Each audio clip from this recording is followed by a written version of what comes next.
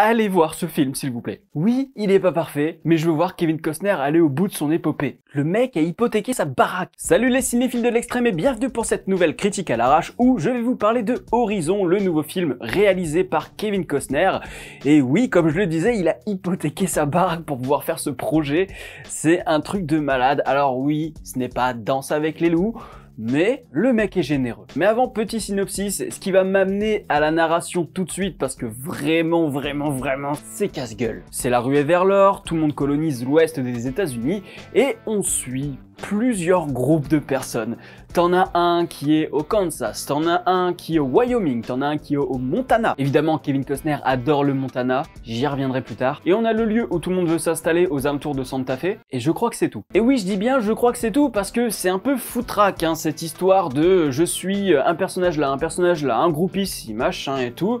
Tu te dis bah quand est-ce qu'ils vont se croiser, parce que le but c'est ça, et bah c'est pas dans ce film là. Non, ce premier film c'est plutôt une introduction. Une introduction de 3 heures. Alors attention, ce n'est pas une introduction du genre on vous présente les personnages pendant 3 heures. Il y a quand même des péripéties, il y a quand même des évolutions, des relations entre les personnages qui évoluent, il y a des choses qui bougent. Mais ben il n'y a pas l'élément déclencheur. Y a pas ce truc où tu te dis ah ça y est, on est vraiment dans le film. En fait, faut attendre la séquence finale pour te dire ça y est, le film va passer à autre chose. Ouais, sur 3 heures, t'as intérêt à être patient. Alors là, dans la manière dont je vous en parle, ça donne l'impression que c'est hyper ennuyeux, sauf que ça l'est pas. En fait, le problème de ce film, c'est qu'il est assez classique.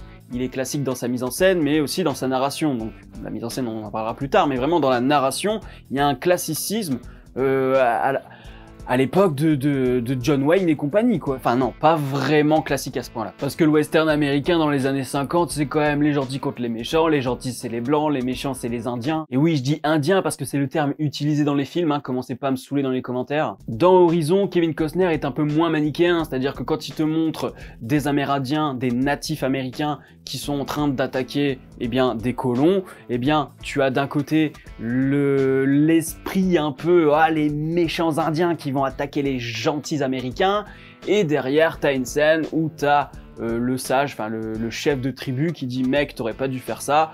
Donc il y a une scission dans la tribu, ce qui montre bien que c'est pas juste les gentils contre les méchants. Mais je trouve que c'est pas assez appuyé. Cette semaine j'ai enfin regardé Danse avec les loups en version longue, et là ben clairement tu vois bien des Américains complètement arriérés, teubés, qui veulent buter tout ce qui bouge, hein, animaux, gens, sans même vérifier quoi que ce soit, allez on tire.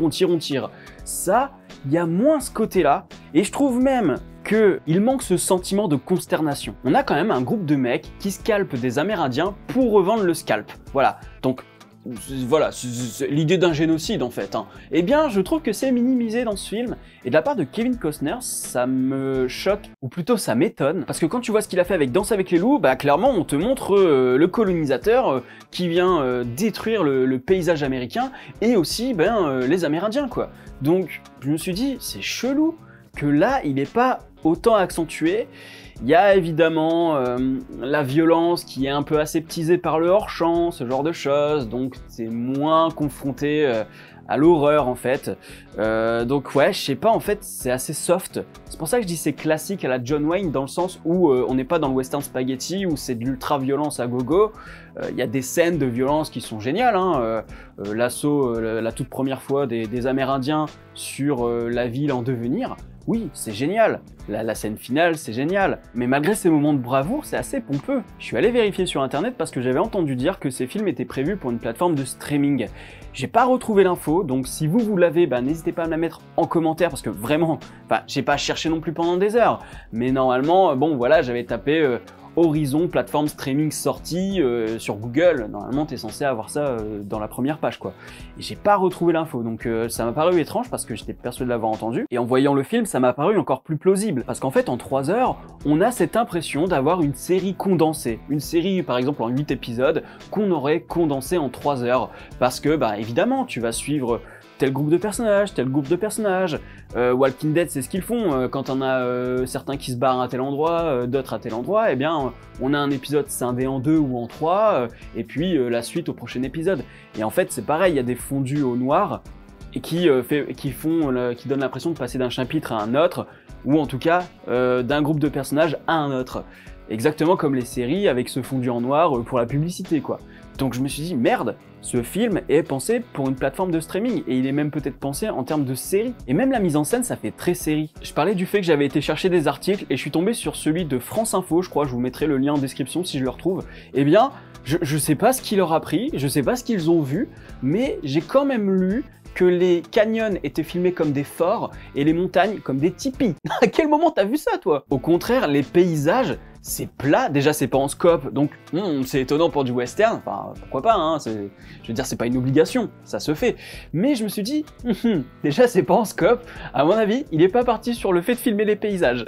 Et en fait, bah non, pas du tout. Et c'est pour ça qu'aussi, il y a un aspect série, il y a un aspect plateforme de streaming. La caméra s'intéresse principalement aux personnages. C'est souvent des plans rapprochés épaules, rapprochés taille. Il n'y a pas de volonté de filmer les paysages, alors que bah, c'est clairement ce que veut défendre Kevin Costner depuis des années. Justement, j'ai vu la série documentaire Yellowstone pour les 150 ans, qui est disponible sur Paramount+, qui a été faite en 2022. Les paysages de Yellowstone sont magnifiques, et je trouve qu'ils sont bien plus mis en valeur que dans Horizon. On a très rarement des plans de demi-ensemble, c'est-à-dire une silhouette au milieu d'un canyon, par exemple, ce genre de choses. Il nous manque cette envergure. On parle quand même d'un territoire inexploré par les colons, et pourtant, on n'a pas cette sensation de grandeur à conquérir, quoi. On n'a pas cette sensation de conquête. Même quand tu as toutes les diligences qui viennent du Kansas, bah t'as pas de plan vraiment éloigné montrant une file indienne, jeu de mots sans m'en rendre compte, de dizaines et de dizaines de chariots et de gens qui traversent un territoire, quoi. Tu n'as pas ça.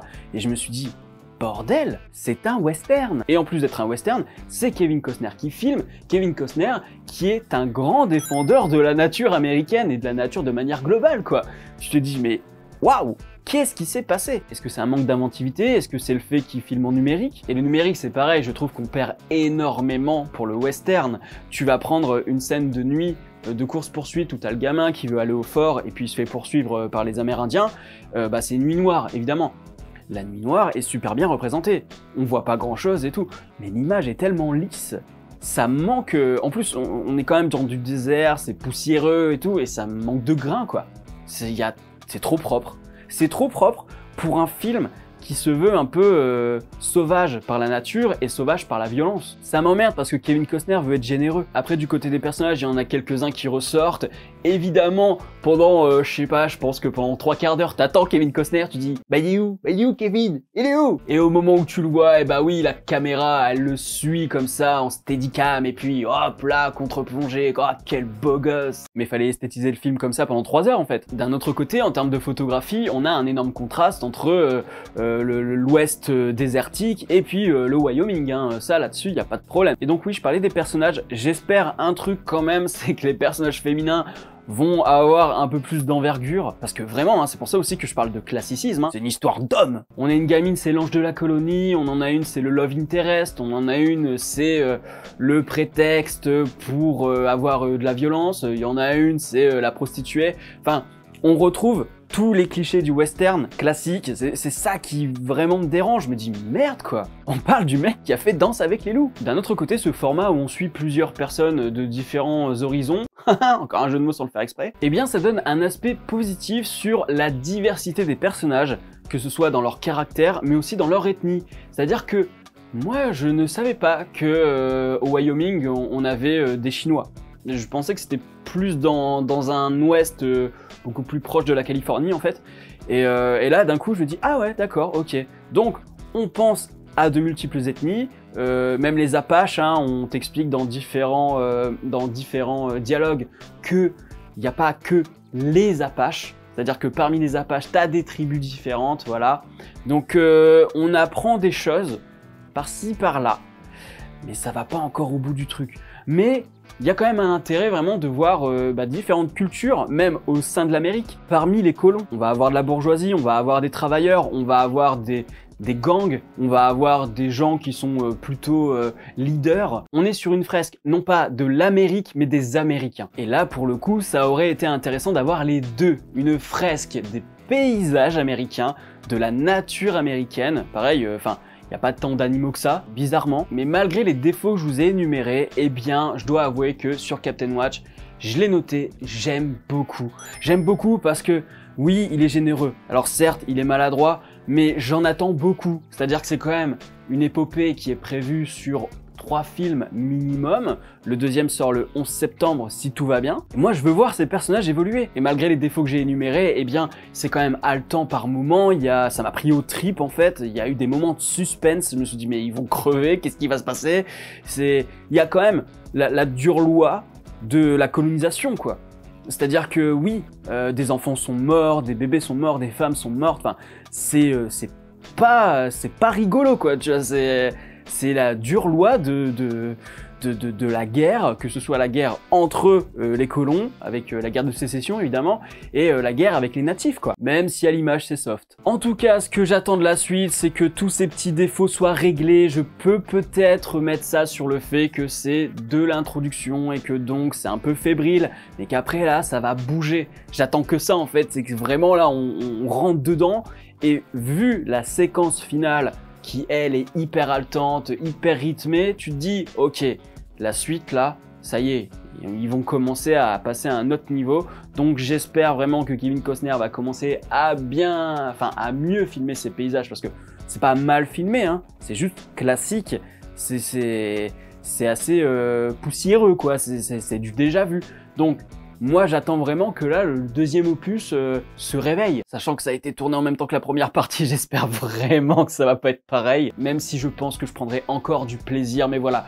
si vous vous attendiez à un Danse avec les loups 20 ans plus tard ou quoi, on est encore loin. On est encore loin. Donc si la vidéo vous a plu, n'hésitez pas à mettre un pouce bleu, à la partager sur les réseaux sociaux. Et puis dites-moi en commentaire ce que vous avez pensé du film. Vraiment, allez le voir parce que c'est comme Furiosa, c'est-à-dire que c'est quand même un cinéma qui propose autre chose que ce qu'on voit tout le temps, et même si c'est pas parfait, contrairement à Furiosa, oui, donnez-lui sa chance en fait. Donnez-lui sa chance parce que, encore une fois, hein, oui, le mec est blindé et tout, mais il a quand même hypothéqué sa baraque en Californie. Le mec a investi sa vie, clairement, sur ce film, quoi. Parce que les producteurs ne voulaient pas se mouiller. Donc rien que pour ça, respect quoi. Et j'espère aussi revoir sur Yellowstone, mais c'est pas gagné. Abonnez-vous à la chaîne si ce n'est pas encore fait, et n'oubliez pas d'actionner la cloche pour être alerté des prochaines vidéos. Quant à moi, je vous dis à la prochaine sur la toile. Salut!